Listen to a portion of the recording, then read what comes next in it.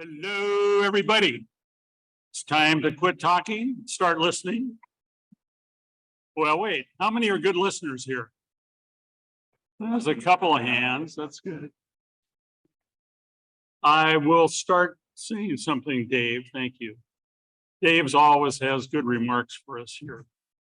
I thank you for coming in. Thanks for Holly, who is setting up our little jingle, and she'll be coming back and forth. And she's our host for today. So hello, everyone. Welcome to the Redmond Historical Society Speaker Series programs. So today we're welcoming you to our first speaker series in 2023.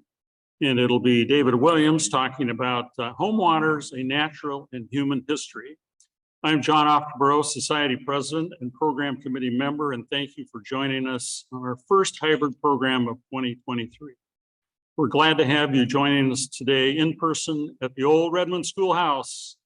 Let's have a show of hands of how many people went to school here. Wow, awesome. Congratulations, you made it out. Even Russ graduated. Yeah. Anyway, there's a lot of people out there, maybe 45 or so online, so welcome to you also. For those of you on Zoom, please confirm that you can see and hear us by using the chat button. Click at the bottom of your screen to open the chat window. You can then select who you would like to send a message to by clicking on the drop down next to. Type in your message and press enter to send it. We'd also like to know how you did hear about this program and who is listening with you today. And how many of you know that Puget Sound is also called the Salish Sea? Look at that, David. They already know. All right, we'll also have a Q&A sessions at the end of today's program. Please, those of you online, use the chat to send us any questions or comments you would like to share. Holly will address the Zoom questions first, and those of you who are attending, please hold your questions to the end of the program. So before we introduce our speaker, a few comments about the Society. Now, it's been almost 2 years since we returned to the old Redmond Schoolhouse, and a continuing thanks go out to the City Parks and Rec Department for creating our beautiful office and museum space. So I hope by now many of you have already seen this in person. Several here today hadn't seen it and have peeked in there, so we invite you to stick around for a few minutes afterwards. But if you'd really like to take a squint at it, it's best to call Holly at the office and get an appointment. We do have volunteers that come in, and so it's better when there's a free time to do that. You can also register online for a 30-minute visit. Holly's here just on Monday, Tuesday, and Wednesday. And if that doesn't work, I'd be happy to give any of you a personal tour. Just get a hold of me. And now I have a request to ask that you would consider something personally, since many of you are retired and probably have as much time as I do. We are still looking for some more volunteers to work on some of our committees. We have a couple of open board positions, so it's an exciting thing to meet with this group of working board members. And for me, it's been a real pleasure to serve on the Society, to get to know you people, others in the community, and at the same time learning more and more about Redmond and what it meant to this community. So anyway, if you're interested in volunteering work, don't all raise your hands at once. But you can see me or Holly or Joanne Potter. Joanne's back there. She's standing up right now. And if the other board members would stand up, please. Other board members, stand up, please. Okay, well, thank you, board members and volunteers who are working today. Let's give those volunteers a hand.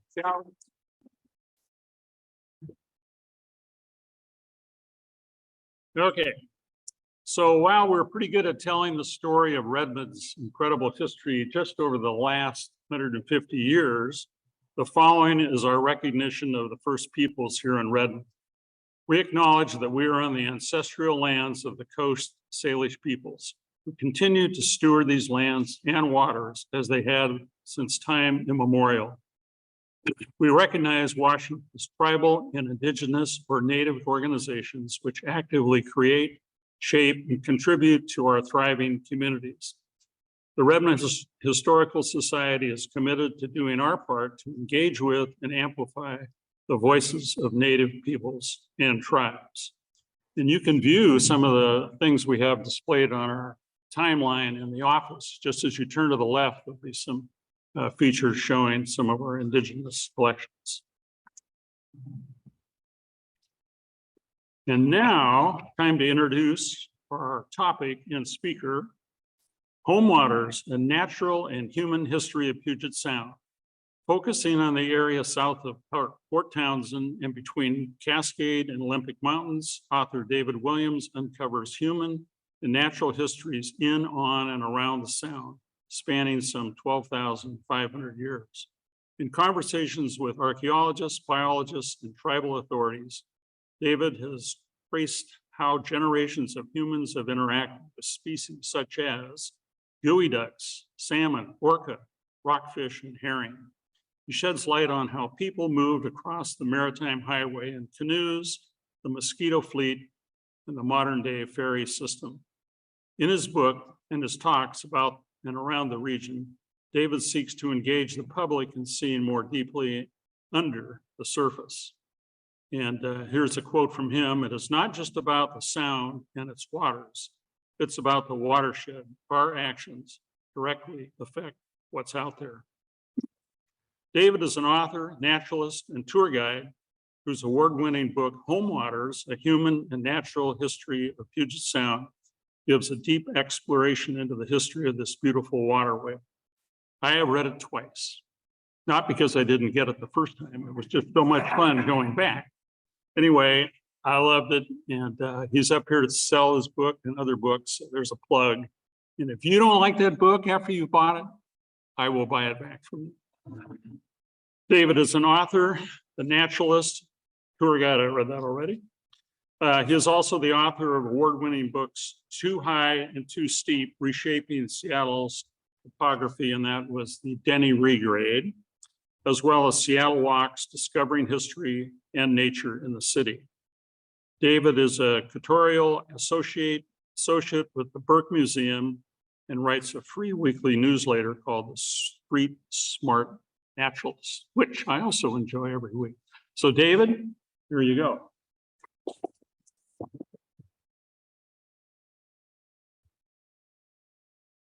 Thank you, John. It is an honor and pleasure to be here. I'd like to thank Laura Lee and Holly for helping me all the technical aspects and logistics for this program.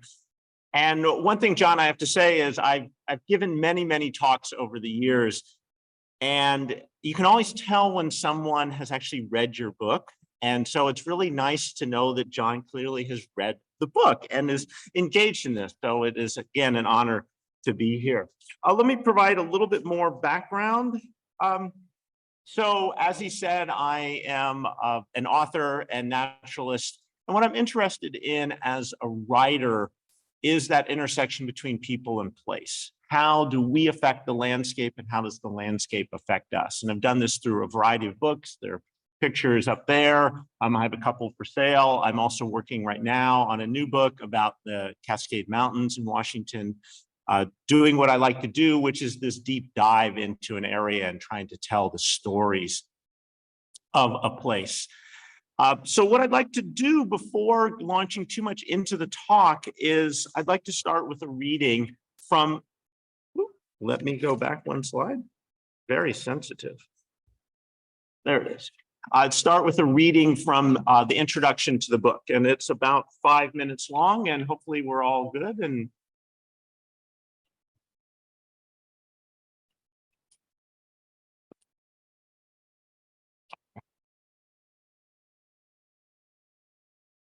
how exciting. In the summer of 2018, I grieved with millions of people around the world. Our collective sadness focused on a 20-year-old mother, Tahlequah, one of a dwindling number of orca who regularly visit Puget Sound. On July 24th, Tahlequah had given birth to her second child, a daughter, who died within 30 minutes. For the next 17 days, she carried the 6-foot-long body of her dead offspring on a journey of more than 1,000 miles. Finally, Tahlequah let her calf go, and our hearts broke. Then, 2 years later, on September 6, 2020, it was with much joy that whale researchers announced Tahlequah had given birth 2 days earlier. The healthy and precocious boy calf, dubbed J57, was born in the Strait of Juan de Fuca after an 18-month gestation. To paraphrase Emily Dickinson, hope is a baby orca in Puget Sound. Mourning the loss of a child is a natural response for humans and orca. Both species are smart, self-aware, and deeply connected to their families. Clearly, Tahlequah, like us, had loved her daughter and did not want to part from her. And as we learned, her extended family tried to help by providing food for the grieving mother. Ecologists suggested that they might also have been mourning with her. Tahlequah and her family are members of a group of more than 70 orca known as the Southern Resident Killer Whales. These animals, which have evolved a culture and community unique to their home in Puget Sound, travel together, hunt together, and communicate using their own distinctive dialect. Solidifying their cultural affinity, the Southern residents also rely on the collective knowledge of their elders, particularly the matriarchs, who act as guides and teachers to their family members. Why shouldn't they also love and grieve together? And why shouldn't we also love and grieve with Tahlequah? Few animals are as sacred and iconic to Puget Sound residents as orca, or in more dire straits. Habitat loss, disturbance from noise and boat traffic, exposure to an ever-increasing toxic mixture of pollutants, and overfishing of their favorite food, salmon, have pushed the Southern resident population to the point where their very survival in Puget Sound is in doubt. For many who followed Tahlequah, their grief for her was compounded by their grief for the environment of Puget Sound and the way its degradation affects orcas and humans. If Tahlequah and her calf couldn't thrive, what did it mean for us? More than any other story, Tahlequah's loss crystallized the central environmental challenges of Puget Sound. The orca are suffering, the salmon are suffering, we are responsible. For most of my life, I've lived within a few miles of Puget Sound. I knew that I lived by troubled waters, but I did not fully grasp the magnitude of the crisis that had been rising around me. Although I saw myself as someone deeply aware of my natural surroundings, I realized I simply hadn't been paying close enough attention to a place I love and where I intend to reside for the rest of my life. Furthermore, as a writer who is generally focused on stories about the land, I'd not fully appreciated the water and those who dwell in it. Standing on the shoreline or riding a ferry and seeing only the surface of the water, which tends to appear untainted and beautiful, I had long failed to see the interconnected lives of the plants and animals beneath, and to understand how they sustain and breathe life, both metaphorically and literally, into Puget Sound. The effects of human activity reach deep beneath the surface. Our actions, their lives, our lives. We cannot cut one strand without unraveling the many connections that link us. This book then is my way to rectify my lack of understanding of the cultural and ecological history of my home waters and to provide a resource for others. The more of us who know and care about this place, the more momentum we can build to change our ways. Since I began writing Homewaters, my own enhanced appreciation and understanding of Puget Sound's incredible diversity, beauty, and potential for recovery have led me to believe that the most valuable assets of Puget Sound are not the resources we have long extracted, but the relationships that residents can make with this place. Learning from the past is central to forging those and nurturing those relationships and to creating a positive future for Puget Sound and for all its inhabitants. By taking this journey, I feel I gained an extra dimension of sight. Now, when I look out over the surface of the Sound, I can see deep into its history and the peopling of the landscape, its residents' travels by canoe, steamer, and ferry, their endeavors to carve out a living, and their fears of invaders. I can see deep underwater to lush forests of exquisite beauty and complexity, to corpulent clams that can outlive people, and to the fish whose annual spawning creates a spasm of desire, attracting uncountable numbers. I can also see into a future where I have hope.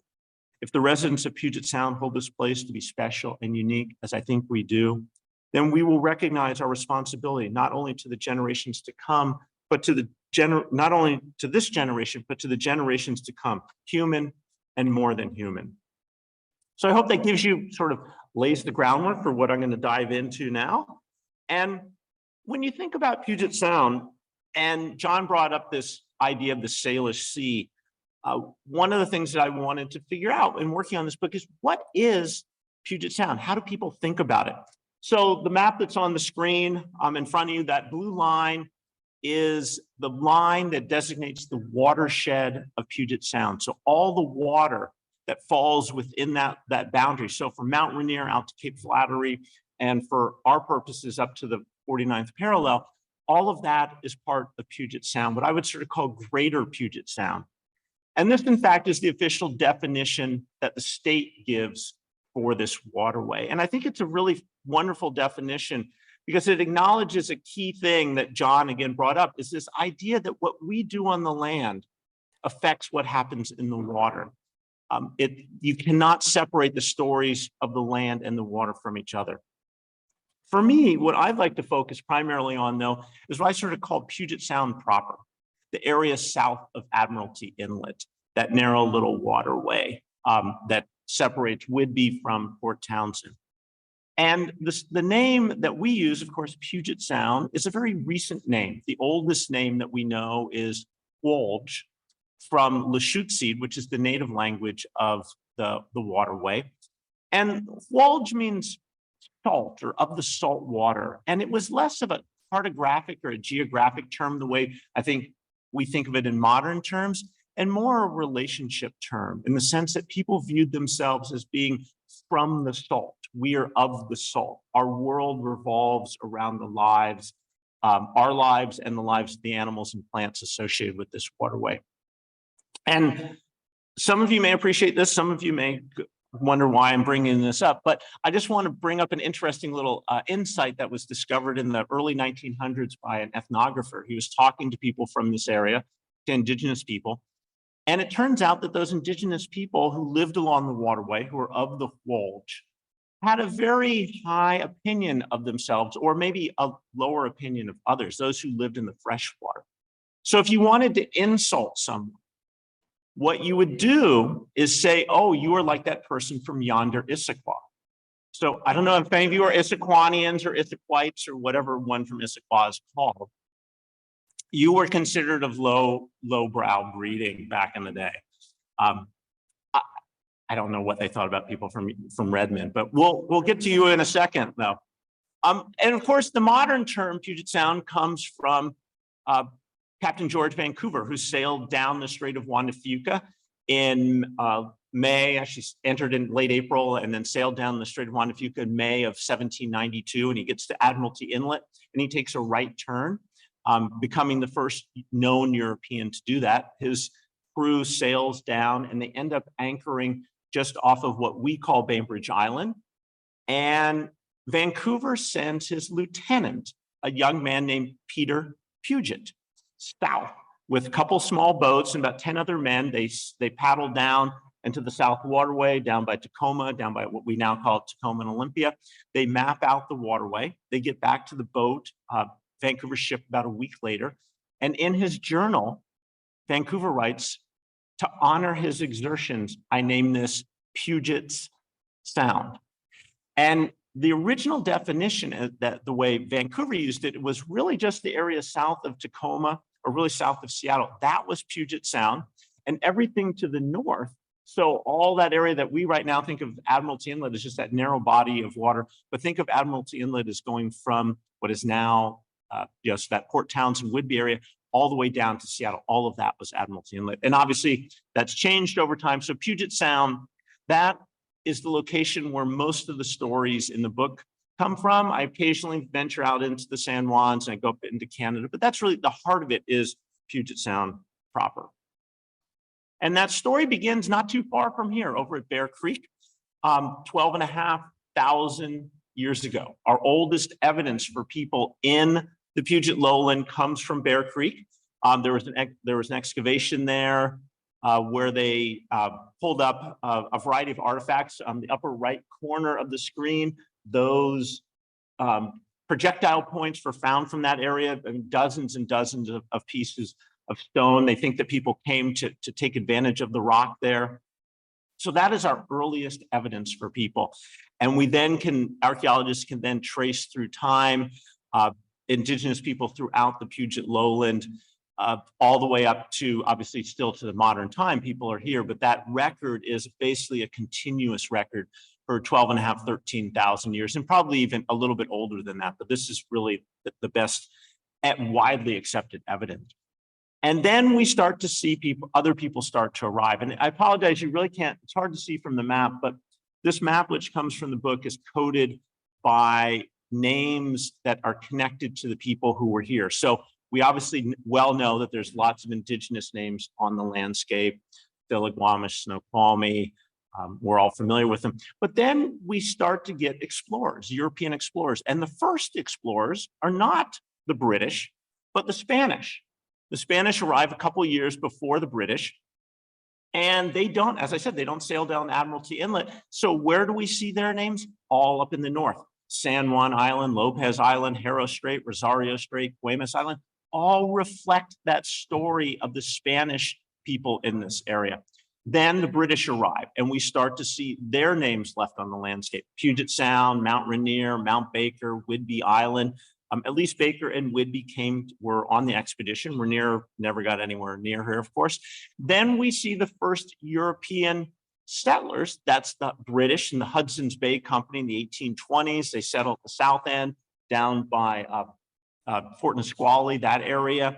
Then we see the first American arrivals, and that's Captain Wilkes in the United States Exploring Expedition, and he goes nuts, naming everything he could. There's something like well over 100 names that he gave to the landscape that we still have. So to me, it's a really fascinating way to trace story and the connections is through that naming of the landscape. And what I was interested in looking at these people as they move into this area from earliest records up to basically the time of the treaties in the 1850s was, what is that relationship to place? How are these people influenced by the landscape around them? How did they deal with the resources? How did they deal with other people who were here? So I look into that in the chapter. And those people who were here recognized an important issue, one that we're still concerned with, is how do you protect the place that you love? And so I'm sure most of you are familiar with the North End, with Fort Flagler, Fort Casey, and the other one that's Fort Worden, excuse me. That so-called Triangle of Fire that was built in the late 1800s to protect Puget Sound. As people moved into this area, European settlers, they realized this place is valuable to them as a place they've moved becomes home. And with home, that desire to protect. So we see those three forts up there. But then think about the indigenous people. We have thousands of years, the left image that shows some of the defensive works of indigenous people. So they have been protecting home for thousands of years. And it's part of that. Again, how do you relate to landscape? And we're still interested in protecting our home. We now are less concerned, except when large balloons fly overhead. We're more concerned now with oftentimes with ecological issues of protecting a landscape that we love. So that to me was just a fascinating way to think about place. Then there's what I call the Maritime Highway. And I love this image, this Albert Bierstadt image, because to me, he captures an essence of the story of the Sound. The lovely mountain, the beautiful water, the forest, but he also places a canoe in that image. And certainly for the first 10,000 plus, 12,000 plus years, we know that water was the main means of travel. It was not easy to get across the landscape eventually when the forests move in, but obviously the topography. So this was the means of travel for indigenous people for thousands of years. And what that canoe system did to me was it built community. It allowed people to live in a disparate areas and still be connected. And one thing that I think we tend to forget about Puget Sound is it's a relatively benign waterway to move through. And compare it to an area like, the Gulf Coast. We don't have hurricanes. It doesn't really get that hot here. We don't have bugs, all those nasty things that they have in that part of the world. We don't have issues, say, along the New England coast where you get nor'easters. It's really cold. It doesn't really get cold here, that cold. Go down to the Columbia River, the mouth of the Columbia, arguably the most dangerous spot on the waters of the globe. And to move through Puget Sound, you just need to sail in. All you really have to worry about are tides and the salmon chowder fog that we have. So those are issues and you need to be aware, but it's still a pretty easy area for people to move through. And people have been recognized that for thousands and thousands of years. Then in the 1800s, we saw a fundamental change and we saw the arrival of steamships. And the first one is called the Beaver. It's outfitted by the Hudson's Bay Company, and it runs up and down the Sound for decades. And that first ship then morphs into what I'm sure many of you are familiar with, the Mosquito Fleet. This, if you will, armada of hundreds and hundreds of boats that plied up and down the waterway. This is just an A to Z sample of them. And when you look at them, to me, it's a really fascinating aspect of the story and people have asked me, well, how do you define a Mosquito Fleet vessel? And I'm sure you're probably all familiar with Justice Potter Stewart's description of pornography. It's hard to describe, but you know it when you see it. Mosquito Fleet's vessels basically the same way. There's no real definition. They're generally like the Hayak, sort of pointy-ended, generally flat bottom, generally made of wood, generally steam powered, generally propeller driven. But again, if you look up there, you can see there's paddle wheelers. You can see something like in the upper left, the Black Prince, which is not what you would call an elegant vessel and sort of looks, sort of sketchy. Is it really going to go? Then you go to the Yosemite in the lower right, almost 300 feet long, this very, very elegant ship. So most of them privately owned, and they went, again, everywhere in Puget Sound. Like the canoe system, the canoe culture, they knit together the Sound. People could live anywhere and be connected to a larger community. And it was just a fabulous way to integrate landscape and people. Since John's read the book twice, he told me that he would repeat this list after the talk. If you ask him if he can get more than 300, I'm going to really be impressed. And I don't expect you to know this, but just what I want you to get the feeling is these were named stops of the Mosquito Fleet in the greater Puget Sound region. So they went everywhere, literally everywhere. And then you'll see it comes up into Lake Washington and goes up some of the streams. So just this phenomenal system of travel through the region. Then we have another change. And of course, that change is wrought by the automobile, and the Mosquito Fleet starts to die as we start to require the vessels to carry cars. And we get the advent of the ferry system. It starts out, and the big change with that is that whereas the Mosquito Fleet was primarily privately owned, the ferry system becomes a monopoly. One company, the Puget Sound Navigation Company, and their famous Kalakala Black Ball line eventually takes over the entire system. And then in 1950, the state acquires the ferry system. And there were a lot of people who were against the state acquiring the ferry system. There are a lot of people in support because the Black Ball line had created a few issues. But the concern was that if you have a state-owned ferry system, it's going to be so creeping socialism. And so people didn't want it. But obviously, we have this wonderful ferry system, which again now goes throughout the Sound.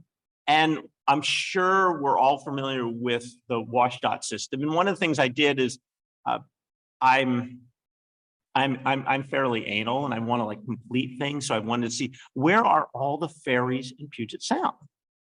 And we have the WashDOT ferries that count for like 95% of the passengers. But We also have little ferries that go all sorts of the ones that are on Bremer over to Kitsap County. There's a ferry system over there. There's the Pierce County system. If you've been on that, which goes out to Ketron and Anderson Island, just make sure you don't get the other ferry that goes there from Stillicum to the little island up there. What's it called? McNeil. Yeah, do not get on that one. Thank you. Are you familiar? I mean, then in the north, we've got the one that goes out to Guaymas, one up to Lummi Island. Those ones are pretty fun. They're pretty small. Lummi Island one, you get on that ferry, at least it used to be. You get on, they actually took your money once you're on the ferry. We've got the new fast ferries that go over to, that King County has. And then there are the private ferries. And these, to me, I define a ferry as a regularly scheduled system. And you'll see, I'm doing this all just for one setup of a line that I think it's sort of silly. So when I did this, I asked these ferry companies, these are privately owned by homeowners associations. And I said, can I just ride your ferry? I was just hoping to ride. I don't want to do anything. I just want to ride. Well, the Decatur Island people said, no, you cannot even get on our boat. We don't want your kind. The Gedney Hat Island people said, oh yeah, you can come on the ferry, but you can't get on our island. We don't want your kind on our island. And then finally, the very little tiny boat down the bottom, Heron Island, they said, you can get on the ferry, you can get on the ferry, you can get on our island, and better, we'll let you off the island and back on the ferry. So that was pretty exciting. When I was waiting in line for the Heron Island ferry, I had the most unusual thing happen. I was sitting there waiting, this truck pulls up, guy gets out, he unloads 3 John Deere riding mowers, parks them in the parking lot, ferry arrives, 3 people get off the ferry, walk over, get onto the John Deere riding mowers and drive them onto the ferry. I'd never seen anyone drive a lawnmower onto a ferry. I thought that was pretty cool. And then there's the Jetty Island ferry, the little one up there. So we have this ferry system. And to me, what's the highlight was of this whole ferry riding was time I spent with one of the captains of the ferry, a woman named Marcia Morse, who's been on every ferry and worked in all sorts of jobs. And I was talking to Marcia about riding the ferry. And Marcia said, I grew up in Eastern Washington, and I was used to those big open landscape views. And she said, through that, I sort of had a spiritual connection to place of this, just the big view. I'm sure we've all felt this. But you know, when I came over to the west, over to this side of the mountains, I found it harder to get that view because we've hiked up in the mountains. What do you see? Trees. And it's wonderful, but you don't often get those big vistas. And she said, when I'm on a ferry, you have those big vistas. You have that big spiritual connection to place. And I thought that was a really profound way to think about our relationship through the ferries, that it's very practical, point A to point B, but there's also a spiritual connection to being on it. And I think it's something, again, that I think we often sometimes overlook in the ferry system, that it provides this access really to anybody to get out and experience this amazing waterway. So I'm going to do a big switch and I'm going to leave people, but people still will come in, but primarily I'm going to focus on the natural history for the rest of the talk and look at what I wanted to look at in the book was overlooked species, things that I think we tend to forget about being important. And I'll come back to salmon and orca, but I want to start with herring. One biologist described herring to me as the hub around which Puget Sound revolves. And he said that because they are such a critical food source for people in this area.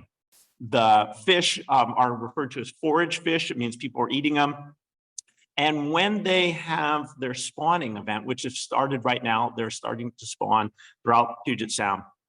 Those fish attract everybody. It's just a riot of life down at the water. If you've ever seen it, a spawning event, it's pretty amazing.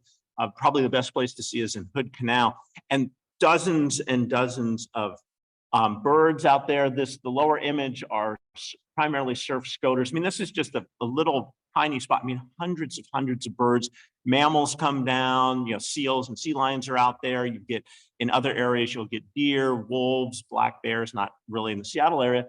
On top of the image, that white there, those bands, those are egg masses, the eggs that have washed up on shore. And literally, you could just reach your hand in and get like a popcorn bowl size of eggs. So this incredible importance to the natural history, and then this deep connection to for the indigenous people. Again, we think of this area. I certainly think of this area as the Salmon Nation, that sort of connection. But if you look in the archaeological record, back thousands of years, herring are just as ubiquitous and just as abundant as salmon in the archaeological record.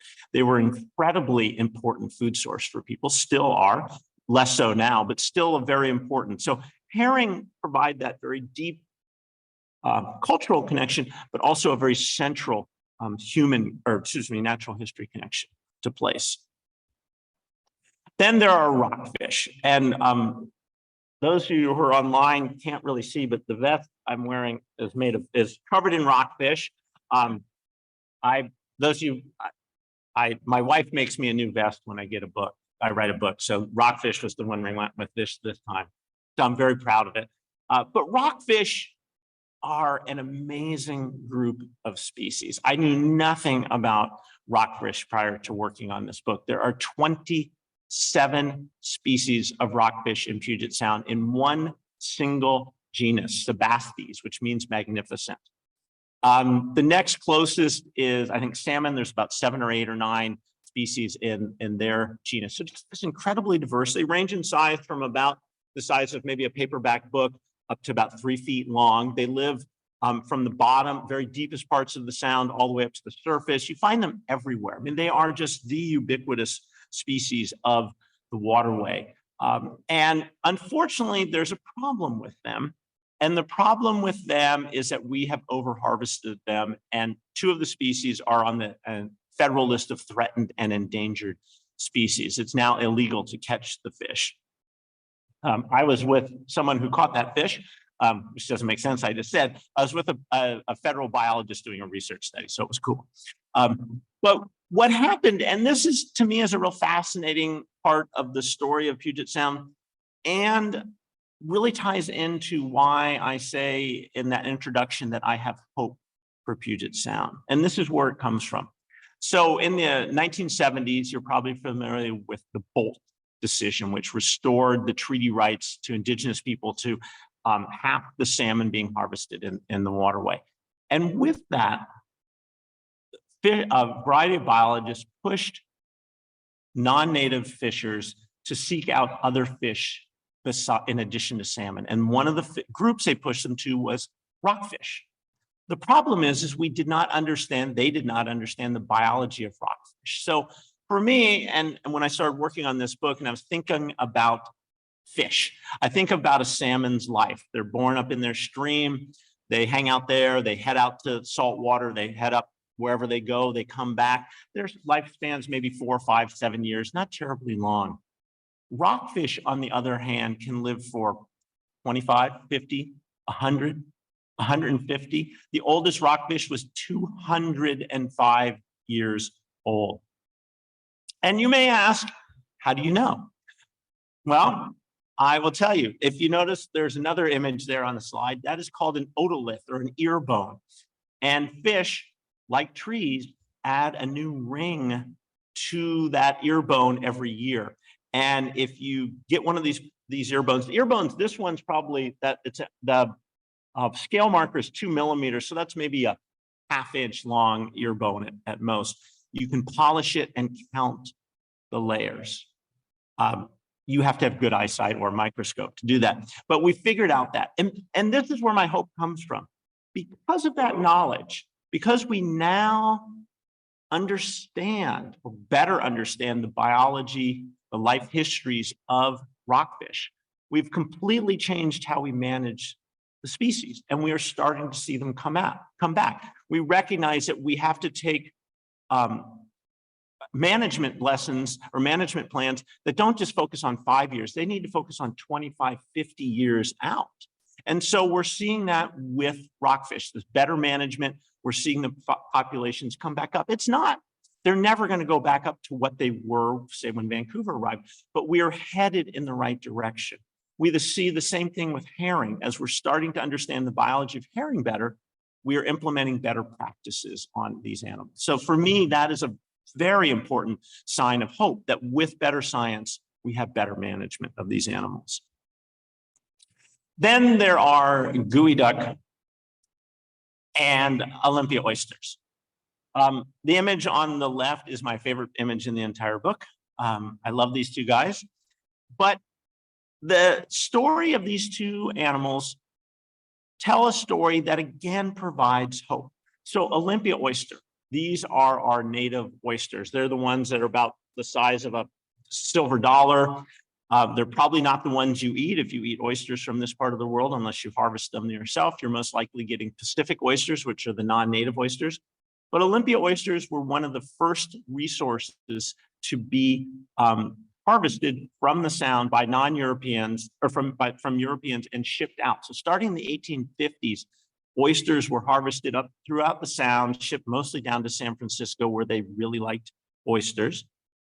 And unfortunately, what happened, and this is, to me, exemplifies the long-term story of the Sound, is they were just completely exploited without regard to anything, either cultural or natural history. And the populations, Olympia oyster population, almost driven to extinction, but we are starting to see it come back as groups are working to restore it.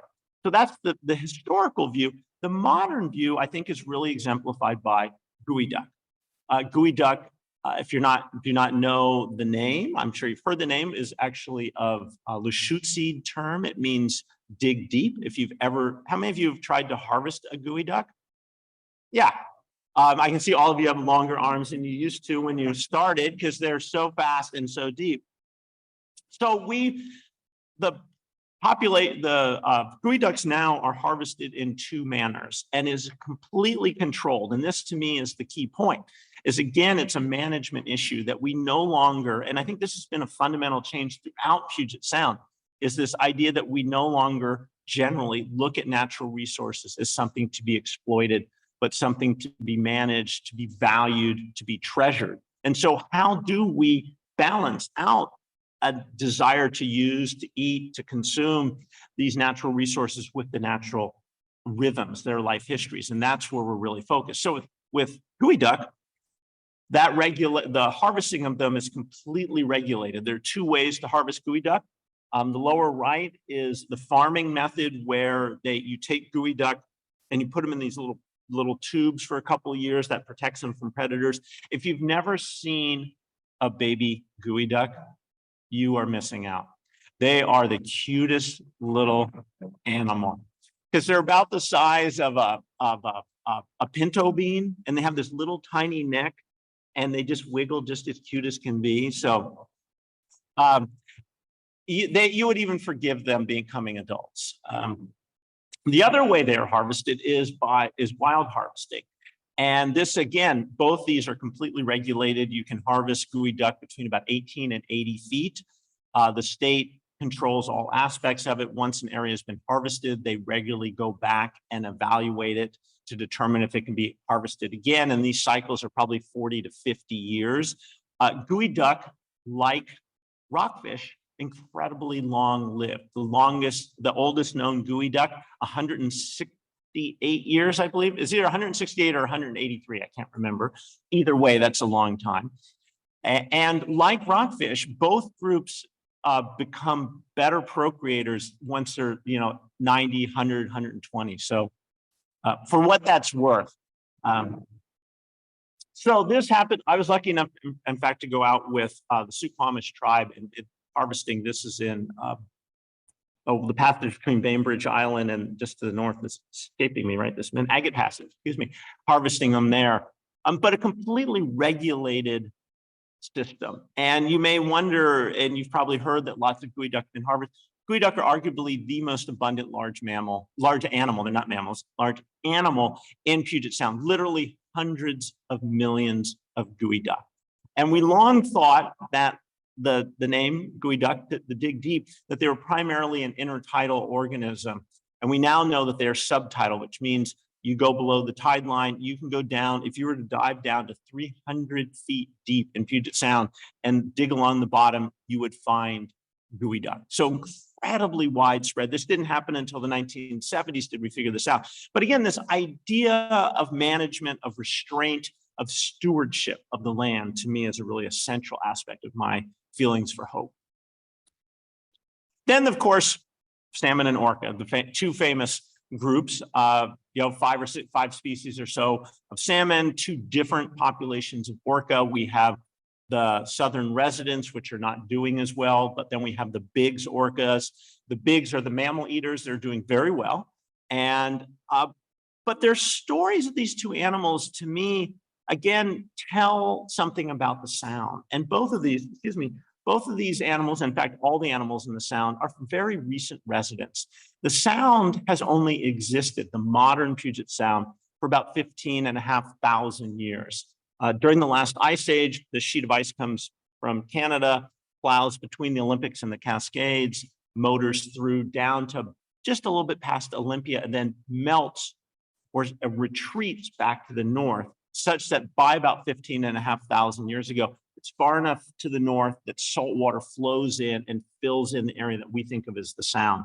With that, animals move in. And we know that the salmon and the orca are very much homebodies, in the sense that salmon always go back to their natal rivers, but orca have always come back to Puget Sound, both the Biggs population and the resident population. And to me, what that expresses is an idea that I think of as having that these animals have the DNA of Puget Sound in them, that they evolved, they adapted to this place, and it's given them a certain amount of resiliency. And here's a good example, I think. Elway is that football guy, I guess. Elwha dams out on the peninsula, those were removed. And almost immediately after they were removed, salmon start to head back up that waterway. Herring move back into the mouth of that area. They're seen in that area.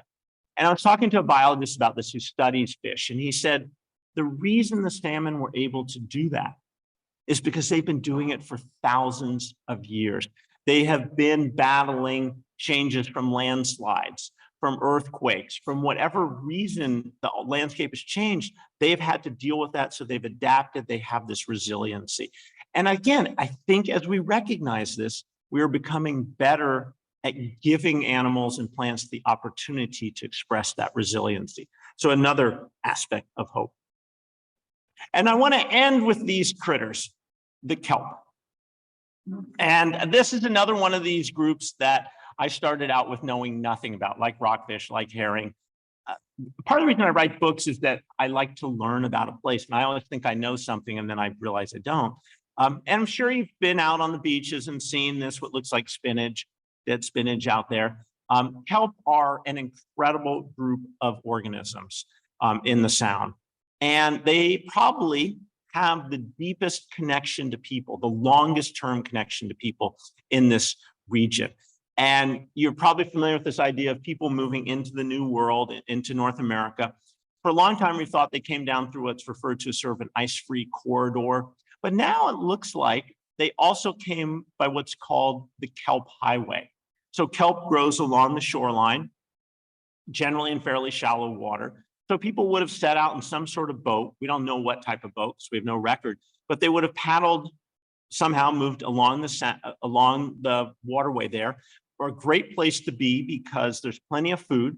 And I'll talk about this in a second. Kelp forests have lots of wildlife in them. It's not as cold or nasty conditions as it is in the intercontinent. So they come down, and one of the off-ramps of that kelp highway leads them into Puget Sound. They end up 12,500 years ago, just a few miles from here at Bear Creek. So kelp, this very deep connection to people and place. Still, and for many years, very important to indigenous people, whether it was for ropes, they would use the bulb from the end of the bull kelp, which I'm sure you've seen. You could put a piece of wood in it, steam it, and then make a halibut hook out of it. You could carry liquid in it. So very, very central. And then the other aspect is you would take those fronds, the big leaves part of the kelp, and lay them on the side of your canoe. And if you put your paddle down, the paddle would be quieted. So it'd be a good way to move through, be a little bit quieter in the landscape. In the Sound, we have about 24 species of a little under 24 species of kelp. And that forest of the Sound is really like a terrestrial rainforest in the sense that it has an overstory of the big tall things, the bull kelp and the giant kelp, and then this very extensive understory of lower growing kelp, which is really where the diversity is. Just a wonderful ecosystem filled with life. Urchins, sea stars. They found that orca like to somehow, for some reason, wrap their heads in the long fronds of the kelp. They don't know why. A lot we don't know, obviously, but just this incredibly rich ecosystem that's sort of it's a nursery. We find rockfish young in there. We find other fish young. We find larger adults will swim into the forest because it's safer. And we see this play out throughout the entire ecosystem. You're probably familiar with the idea of a forested ecosystem that maybe you've heard this idea that trees grow on salmon. A salmon that head out into the sea, bring back all those nutrients. When they die, they get eaten and excreted. If you look at the chemical signature of kelp, you see the same thing, just spread throughout the entire ecosystem. So just phenomenally important. And I want to just leave by the sort of wrapping up all of this in this idea of hope. And for me, hope is one of those words that is, I'm not thinking, hope that, oh, I hope the Mariners have a winning season someday in the future. To me, this hope is grounded in hard work.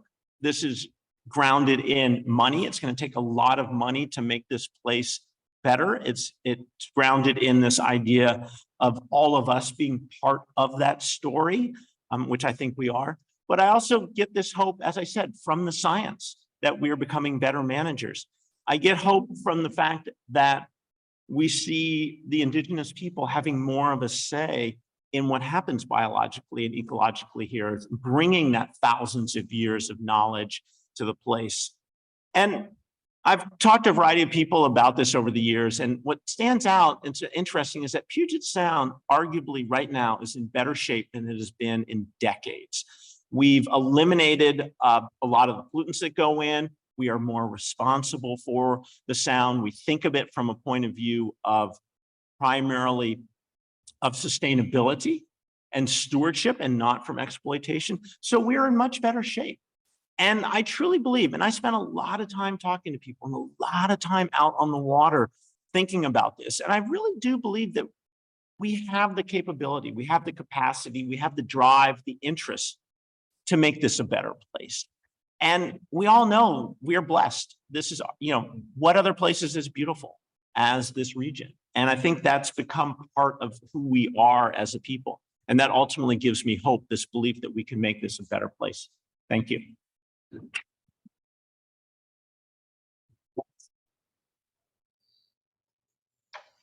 Well, thank you, David. That was an excellent talk. We're going to take questions from our Zoom audience first. So for those of you at home, if you'd like to share questions in the chat, please feel free to do so.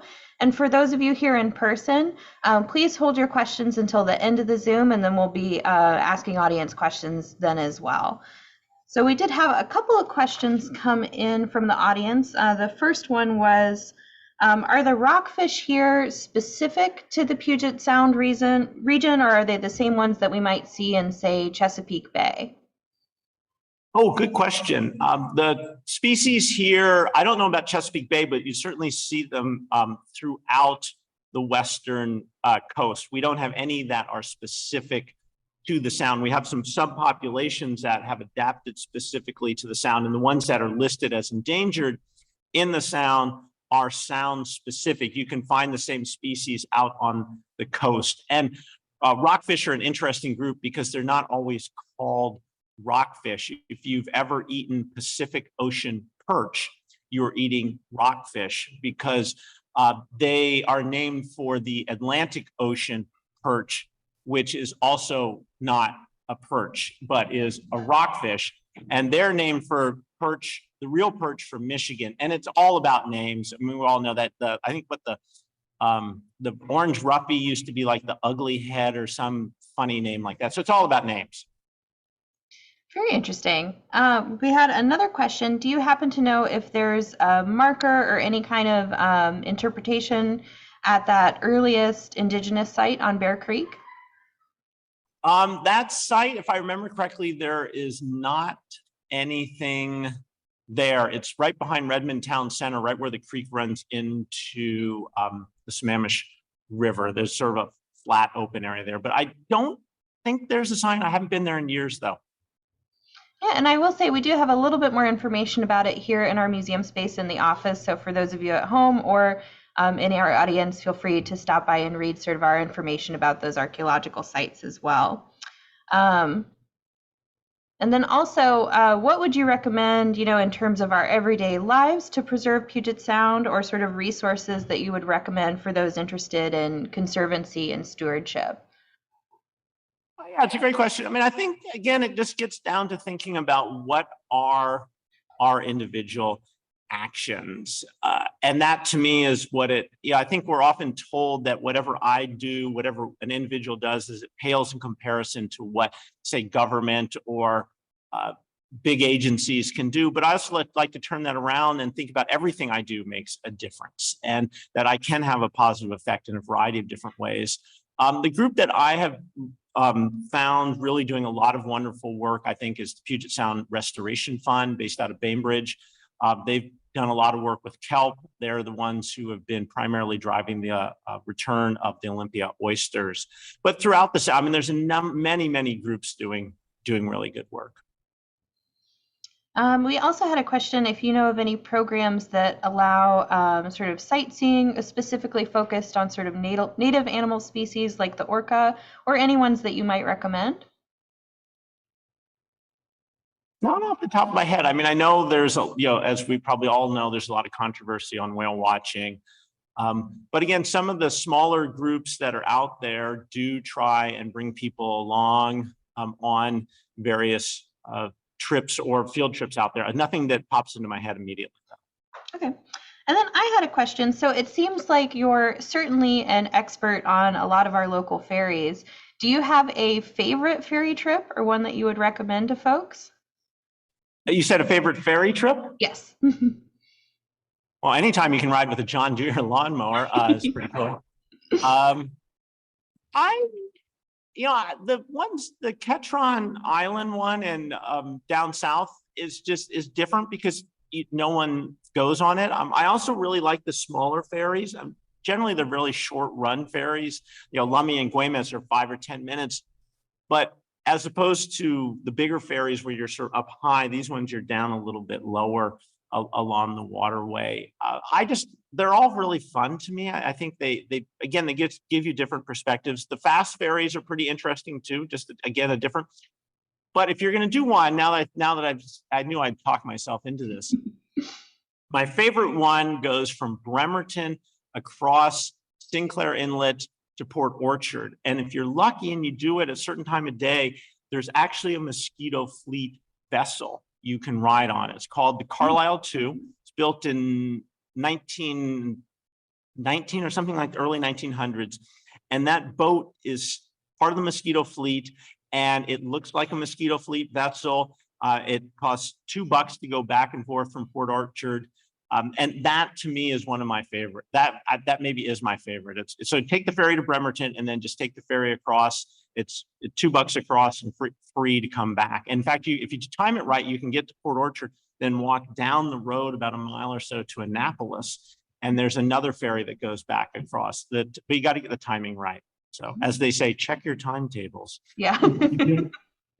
Sounds like quite a trip. And I think that looks like all of the questions that we have from our Zoom folks, but I did want to, before we end our Zoom, I wanted to give you an opportunity to tell our folks at home what the best way to find your book or to find additional ways to connect with you might be. So your website, different places your book are sold, so we can make sure they can find those at home as well. Thank you. Yeah, as it shows, the website geologywriter.com basically has everything about me on it. Those who are in the audience have a little postcard. And as John mentioned, probably really the best way to keep track of me is through a newsletter that I put out weekly. It's a free weekly newsletter. And if you go to geologywriter.com, there's a link to it. And I'm all over the place. Last week I was down in southern Utah, so I wrote about my I don't like to say in-laws because my wife's parents' backyard and all the crazy animals I've seen there. I write about geology, human history. I wrote about George McClellan, the inept general, but who was also equally inept in this region. In fact, more inept at Snoqualmie Pass. So that, but everything's through there. You can buy the books directly from me, or any good local bookstore has the books. I'd like to hope they should. Well, excellent. And thank you, all of you on Zoom, for joining us today. If you have any questions or feedback about our program, you can write to me, Holly Turner, at manager@redmondhistoricalsociety.org.